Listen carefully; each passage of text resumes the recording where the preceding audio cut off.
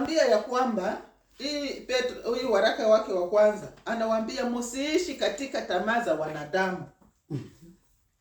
Huko uhamishoni walikuwa wanaanza badilika katika hali ambao, katika maneno ambao walifundishwa. Sasa akawaandikia waraka huu: wapenzi, msienende katika tamaa za wanadamu. Tamaa za wanadamu ni za kupotosha. Tunajua sisi ambao tulikuwa ukimbizini, mambo mengi tulikuwa tunasikia ya kupotosha. Unasikia huyu analeta yake, huyu analeta yake, huyu analeta yake, hatujua tusimamie kulia nani. Na ndivyo wale wenzetu walikuwa. Sasa Petro akawaambia, msiishi katika tamaa za wanadamu. Wanadamu hutamani, kila mtu anatamani hiki na hiki na hiki na hiki, na vyote havifai kwa mtu wa kwenda mbingu. Siku hizi watu wengi wanaishi katika tamaa za wanadamu. Tamaa za wanadamu zinapotosha wengi. Tamaa za wanadamu ni tamaa gani? Kuwa na mali, niwe sawa fulani, nijenge, ninunue, nifanye hiki na hiki. Wanasahau ya kwamba tuko wapitaji. Ndiyo, kuwa na mali sio mbaya, kujenga si vibaya, kuwa na gari si vibaya, lakini uwe na kumbukumbu, mimi niko mgeni hapa. Na ndiyo maana Petro aliambia ndugu zake, hapa kwenye mko uhamishoni, hapa si kwenu, mungali mtarudia. Msienende kama watu hao, tamaa za wanadamu. Kwa waraka wake wa pili, ile sura yake ya 3 akawaambia, huu ndio waraka wa pili, yani alikuwa alishawaandikia manake hawakusikii. Akawaandikia sasa ya pili. Akawaambia msiende kama watu wanavyozihaki na wanafuata tamaa zao wenyewe. Manake kuzihaki ni kudharau, ni kusema tangu gani hii yenyewe wanatuambiaka vitafika siku gani, wanasema hii sababu ni wakati gani. Hata manabii walifundishaka, wakawaambia, wakawaeleza juu ya Mungu, ukuu wa Mungu, upendo wa Mungu, jinsi aliwavusha bahari ya Shamu, jinsi aliwaongoza katika jangwa, jinsi aliwapatia kila kitu. Lakini watu hawakujali. Na leo hii watu wanaendelea katika zihaka. Hata umuonyeshe hii ni zamu, kama hii ndio tatuma sitaendaka mbingu, manake na sitaendaka.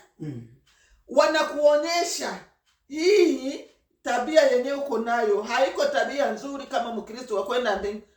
Sasa wewe ndio utaendaka mbingu na migulu. Wanazihaki. Wewe ndio utaendaka mbingu na migulu, na kama utaendaka mbingu na migulu, tutakukamataka migulu tuende shivoti. Watu wanaendelea katika kuzihaki neno la Mungu. Wanafata tamaa zao wenyewe.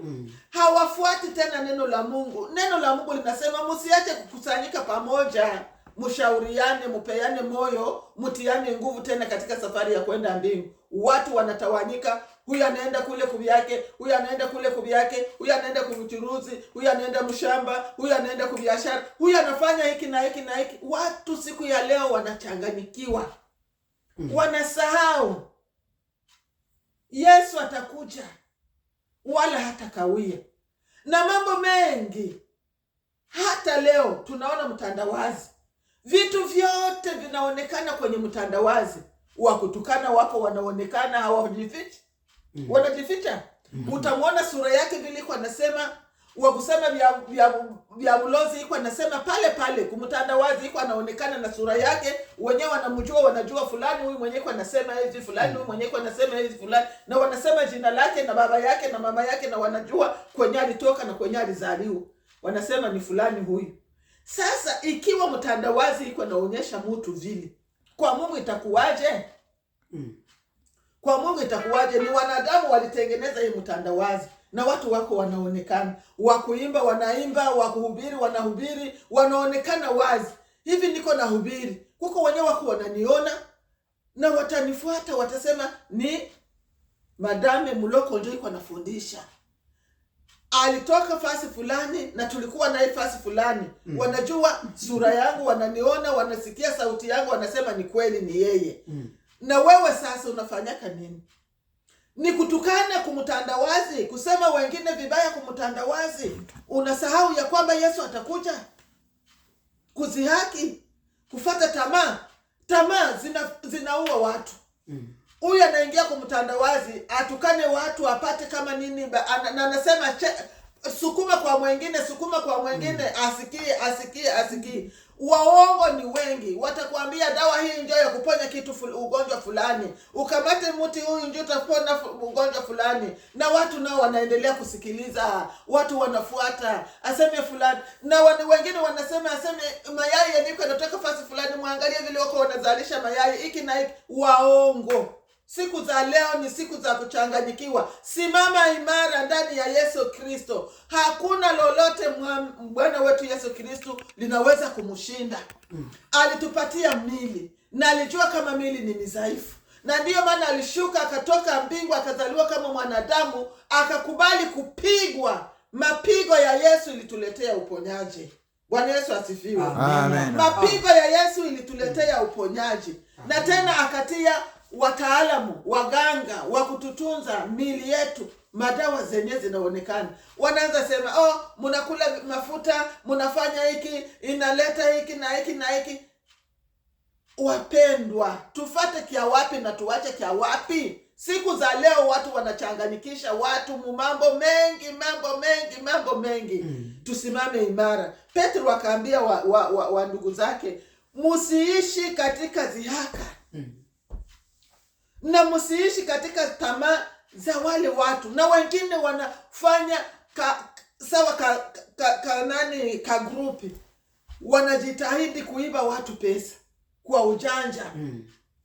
Kama hautoi pesa fulani hauwezi kufanikiwa. Sasa wewe mwenyewe hauna kitu. Tena banakuambia utoe franga njoo tukuombee upate franga.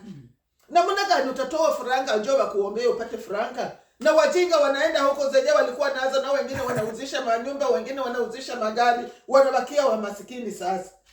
Hawana chochote sababu walidanganywa.